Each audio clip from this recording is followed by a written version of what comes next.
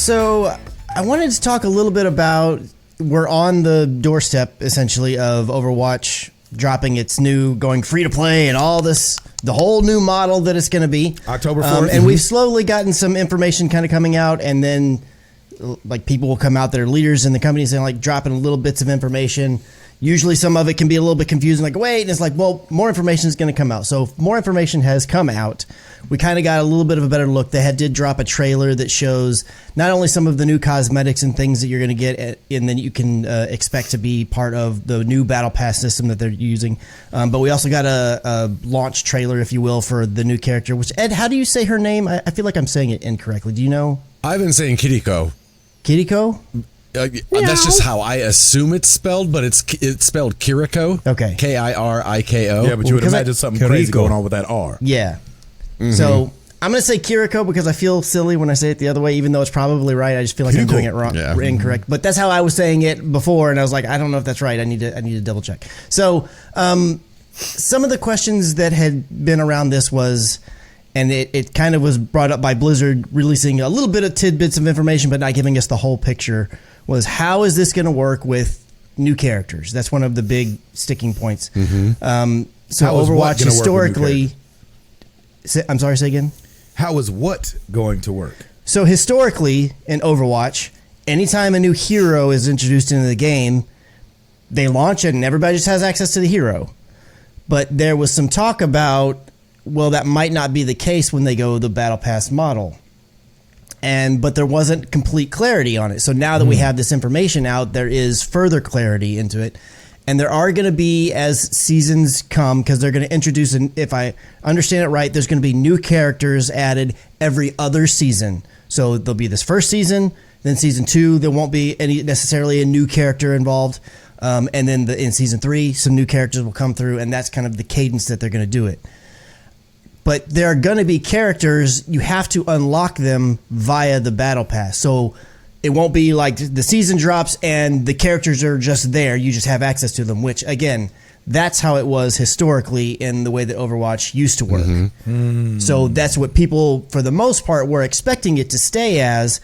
But then when information started coming out that things are probably going to be changing up with this Battle Pass system, they weren't really sure. And so now this is what we've gotten the information for. So at least as it pertains to this first season, all you have to do is log in during season 1, and you get Sojourn, who we've heard about for a while now, and the Junker Queen, who we heard about not too long ago. Right. They will just be they will be available to you. All you got to do is log in. If you purchase the premium Battle Pass, you will get access to the new support hero Kiriko, is how I'm going to say it.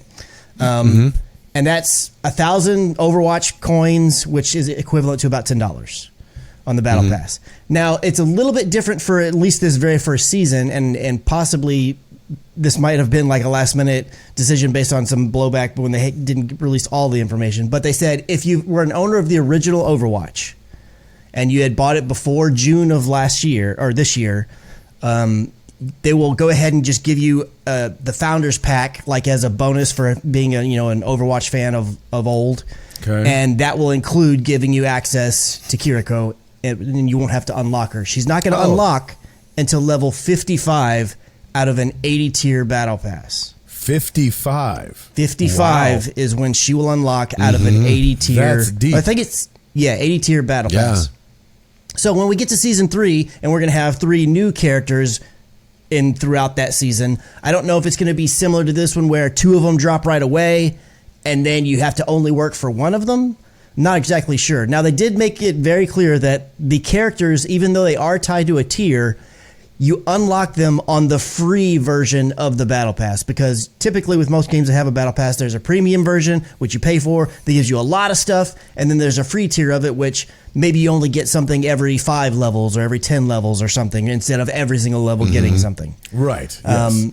So I don't know exactly, and I guess we won't know until Season 3 gets here, exactly how that's going to work for those 3 characters, or however many it's going to be that drop during that season. One of the other questions was going to be, and I know that I've absolutely run into this before with games with Battle Passes with Call of Duty and Apex. Maybe I skip a season, like I'm just busy playing other games and I'm just not interested or whatever, and then I come back. Is there going to be a way, characters that were released in Season 1, like if I start playing to Season 2, like how do I how do I get Yeah, those they said there characters? Yes, they did say that there will be ways to do it. What they ended up coming out and saying is that there will be challenges. I didn't see anywhere where there was complete clarity on this, and that's fine because, again, the system hasn't even launched yet. But they did say essentially what will happen is during that off season, if you will, when the characters, there's not new characters, but you're just trying to get the ones you missed from the prior season, there will be challenges that you can complete just by playing the game. And if you complete those challenges, you will unlock the character for free without having to spend any money, without doing anything. It'll just be... That's where we don't know. We don't know exactly what the challenge will be, how many it'll be. We don't know how grindy that will be. But there'll be some challenge or challenges that you have to complete, and then you'll just unlock the character. That's how you'll get them. Or you will have the option, if you want, to just purchase the hero in the store. Now, they didn't give complete clarity of what the heroes are going to cost, but they said it's going to be around the same price as the Battle Pass, which, again, the Battle Pass is $10. So you got to think heroes are probably going to be anywhere from like $12 to $15 because they did come out and say that we really want to make it to where it's looked at that the premium battle pass is the highest value if you're going to be spending money. Like that's where you want to spend your money because you get the most bang for your buck there. So they're not going to have the characters that you just purchase outright in the store be cheaper than the battle pass. If anything, they're going to be probably a little bit more expensive. Probably not much if I had to guess. Yeah. I got a question. So are we expecting that the characters in the future will be on those free tiers of the battle pass just late? That's the way that... You mean late as in like way down the battle pass? Like, let's say, because like you're saying, we don't know, let's say this next season without Kiriko, or however you say her name. Yeah. And the next three, like, let's say, you know, battle pass starts over, everybody's at level 1, and then the first guy or gal unlocks at 25, and then the next one unlocks at 60, and then the next one unlocks at 70. Yeah, that's what I was saying that we don't have complete clarity on because, again, with this first season, the first two characters that they've been telling us about for a while, you get right away. There's not a ton of clarity as when season 3 gets here, if it's 3 more characters that you're releasing that entire season, are 2 of them just going to be given to you right off the bat? But I was just giving the example of like, is that how we would expect them to fall if they weren't, you know, given right away? We're saying, you know, okay, level 1, everybody gets, regardless if you paid for the premium or not. Maybe 2, 3, 4, and 5 are locked behind the paywall of buying the premium battle pass, but you're still working your way up. Then level 6 is free, and then, you know what I'm saying, and then by the time you get to 25, that one would have been a free one. So it's not like they're locking the characters behind a paywall. It's just if you miss them, maybe you'll have to go back and pay them or do those challenges, is what you're saying? Yeah, so just for clarity. In a literal sense, I find it disingenuous to refer to this in any way as pay to win. Yeah. Because they are free. Or pay to get. And if you grind out whether it's a level or a challenge or whatever it is, you can earn these characters or these heroes for free. Yep. But they know, and not that I'm not saying this as a negative. It's just it's fine with me. But they also know that they want to incentivize people to have the character as soon as possible. And because the battle pass is not super expensive, majority of people are just going to buy it because they want to unlock those heroes immediately. Right. And there's been some push. Part of the pushback has been, but Overwatch is such a different game. It's very specifically team based, and it's very heavily revolved around swapping your heroes mid-game to counter whatever your opponent is doing. Right. And that if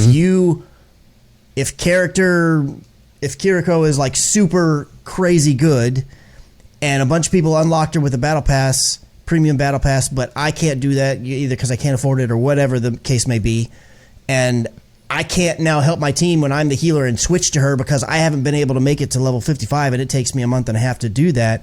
Is that... Right. Is that like, I don't know if this is the right way to phrase it, but kind of a betrayal of what it is that is how Overwatch plays, because it's not a battle royale. It's not these other games where where you're not changing characters midway. You start your game with your character, you play out that match with that character, and it's next round you can change them out again. Overwatch is different where it happens so often on the fly.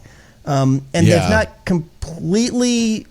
They've just said that, like, based on our data and all the things we've done, and we've worked to do a lot more balancing and stuff, that we don't feel like hard counters are going to be something that are as big a deal in Overwatch anymore. So they feel confident that it's not going to be a problem. The game's not going to be as swap heavy mid-match as it has been historically. And if that bears out to be true, then I think that it will become less of a problem. But because we don't have any, I mean, there's some evidence because there has been a beta out there that a lot of people have been playing, but because I guess a lot of the people that have been playing it don't quite feel it's that point yet. So it's one of those things where they're saying that this is the data that they have, and they've seen all the complete reworks and have all that access.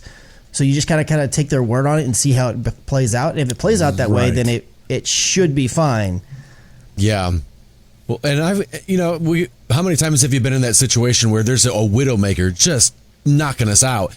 And sometimes the best retaliation isn't, I'll switch to Widowmaker. It's, hey, go send Diva up there and pressure her. And so even if you don't have that same character to counter with, you don't always, sometimes that same character isn't the best retaliation.